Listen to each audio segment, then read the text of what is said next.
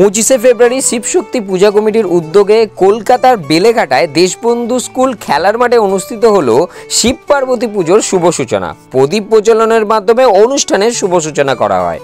উক্ত এই অনুষ্ঠানে উপস্থিত ছিলেন বিধায়ক শ্রী পরেশ পাল, পৌর প্রতিনিধি শ্রী আশুতোষ দাস ও ডক্টর অলোক দাস সহ বহু বিশিষ্ট ব্যক্তিবর্গরা। 25শে ফেব্রুয়ারি থেকে 2রা মার্চ পর্যন্ত চলবে বিভিন্ন দিনে বিভিন্ন সাংস্কৃতিক অনুষ্ঠান।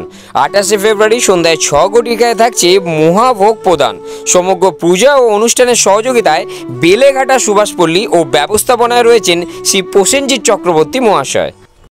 কয়েক বছর ধরে গদাই চক্রবর্তীর নেতৃত্বে এই সুন্দর পুজোটা করে, সহযোগিতা করে রণবীর, তারপরে আমাদের ভজা, আরো অনেকে আছে এখানে, আমাদের ইয়েরা রয়েছে, শুভ, বিজু, সবাই হ্যাঁ, সব মিলে এখানকার এরা এই অঞ্চলের ছেলেরা মিলে এই পুজোটা করে।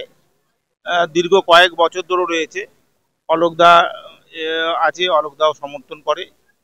আমাদের মধ্যে পবিত্র বিশ্বাস আছে, শঙ্কর দা আছে, শঙ্কর চৌধুরী পবিত্র বিশ্বাস প্রাক্তন পৌর প্রতিনিধি, শঙ্কর দা আছে। আমরা সবাই আছি। একটু আগে আমাদের বিধায়ক পরেশ দা এখানে এসেছিলেন, তিনি এসেও এনে করেছেন। প্রতিবারই আমরা আসি, এই পুজোটা আসে, পুজোটা ভালো হয়।